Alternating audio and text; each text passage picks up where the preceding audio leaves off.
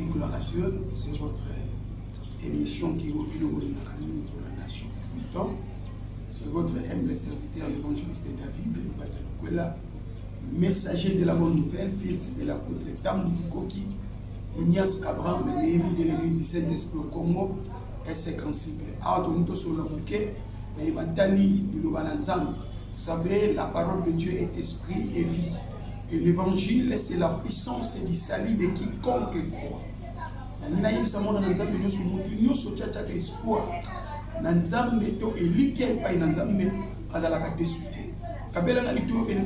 L'importance du souffle. Pour le ils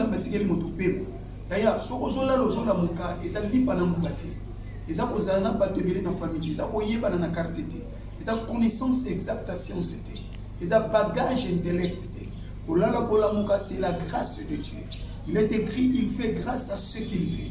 Sa miséricorde na moto yalingi. Ola manzambe za likolo na yozola lozola muka. Isate ko yo libale za samedi. Ozo préparer collation défense. Ozo si sakela sa nondo la yo la muki no. Ola yo la muki pon samba linga kayo. Azo limo avec un but. But on za moti ke la moto pe mais de quoi voyager ke poto. Kwa koma na ba dollar koma na mbonge bela koma mukonza mboka. Nzamba otike la moto pe mapo ayeba kozwa repentance sincère. Tota na Bible. Ézéchiel chapitre 33 verset 11. Bible lobi na sepelaka te na liwa ya moto na masumu.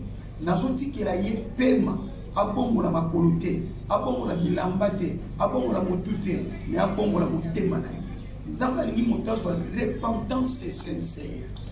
Nana monde motamasoum zaza na boloko te, zaza belisida te, mais tant que nous vivons ici sur la terre, nous tous nous sommes des pécheurs. Tu peux être saint, mais tu n'es pas parfait. Tu peux être saint, je le répète, mais tu n'es pas parfait. Vous avez quatre choses dans notre maison fonctionner. On a miso, on a matoi, on a monoko, pe ozana makanisi. Okoki kosumuka na kukanisa, na kutala, na koyoka, to na koloba. Posa parfaite. Apôtre Paul alobi, soki motako wanga na keya sala kama bete, aza moto ya lokuta, bonzambe kati na yezati. Mais ye oya kondima ke naza mosumuki. Parce que notre Seigneur Jésus-Christ, il est fidèle et juste pour nous pardonner de nos iniquités si nous confessons nos péchés et nous les relâchons.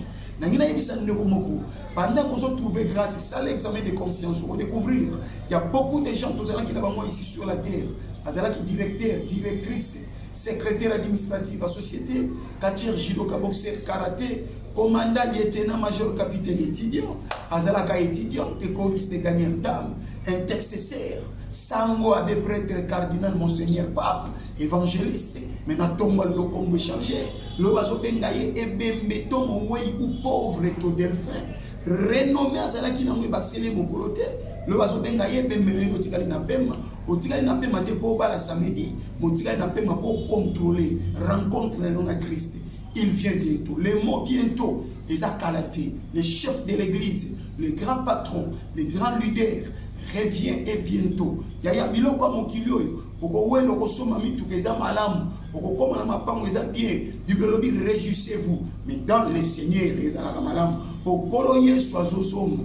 Éphésiens chapitre 5 verset 16 lobi rachetez le temps. La Bible n'a pas dit que racheter l'année, la semaine, le mois ou le jour, mais racheter le temps. Le temps est dans la journée. La Bible n'a pas dit que racheter l'année. Il y a l'obéza, il y a yoté, le lonzamba pesio, il y a mon proverbe chapitre 27 verset 1er. Le lobby ne te vante pas pour du lendemain, car tu ne sais pas ce qu'un jour peut affronter. Nana kanisa ndanga za kukola, nebika mutabota keza mama, izabani mandunda ne kola kana zamba. Mais orke na haute sagesse ta Salomon, akalisi ngai ke mokolo pe azana bana ya botaka. Ana bana mibale. Mwana mokolo botaka liboso ezali bonheur. Mwana na ya mibale za malheur. Okola mukana tongo pauvre, mais okola na tongo lobo la muki obini riche. Okola la riche na tongo la muki pauvre. C'est ça la vie. C'est pour cela pendant qu'on se bénéficie souffle de vie, prépare-toi à la rencontre de ton Dieu. Jésus-Christ revient et bientôt. Nous sommes là pour vous introduire à la repentance sincère, aux à la vraie chrétien. Le lorsqu'on a l'obina tout na yomo tozola nangani mission oyo, au sambela, au gondima au sambela, mais ça l'examen de conscience. Yo na no banda au sambela tes frères, yo kendaga l'église. Maintenant, nous allons s'embêter la terre. Pour nous, nous allons s'embêter dans l'église, nous allons l'église. Mouyib a aucune église, nous mbanganga qui s'est aventurier, n'importe quel individu, on a droit au côté de l'église, l'église va venir à Moutouté, mais pour ça, c'est la prise de conscience, c'est la décision au fond du cœur, c'est le comportement, et ça dit témoignage, pour ça, mais les avocats mis sur terre, pour kata provo, pour tirer mandefou, sous kebele non, pour ça, mais les avocats, ma papa n'importe église était, pour ça, mais les amis, pour tant la main, ma sputa, oui, l'olivité, pour ça, mais les amis, dans la conscience, regardez dans ta conscience, est-ce que vous avez déjà reçu Jésus? Au monde qui nous y a maintenant nous avons été au communal mon Christ, tes frères, ça c'est le temps fixé.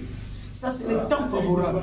Le chef de l'église, le grand patron, Jésus-Christ de Nazareth, revient et bientôt. Pendant que nous ensemble se sopana, profitez de la grâce. Pendant que nous ensemble se sopana, s'éloigner de la bêtise. Pendant que nous avons besoin de sidati, nous avons eu besoin de camoter, nous avons escroc, nous avons bénéficié des conséquences à péché. Cessez de faire le mal.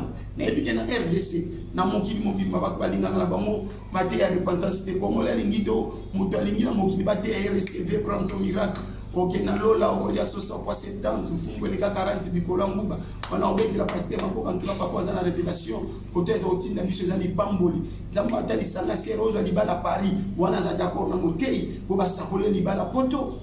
Amen. Et papa batika obakanga biso ba clamation ko yo ko pesa na Congo oyo famille na babenga na ngote mais na changer prophétie aw na yebisa sérieux za na poto unzamba utalisa ngani zo luka libalo zo libalo ko utana bukanga lonzo na kenge na bulungu na duwe na kikwiti na gemena na basankusu na lisalabu ende na binga na kula aw na bako mona kisantu na madimba na certain boko na mboga luila na kimpesi auganga sans effet na profession na boton ko la pesa na na bisa ko la busoba te bibisha ngo pasteur na bino abanga babatike azolo papa avec audace bukanga lonzo église na ko yele soute ko ndimana nga ko ici donc on dit maison ko ya yo ko yo oyo ki lisakolani ya plateau de bateke une grosse erreur aux salles.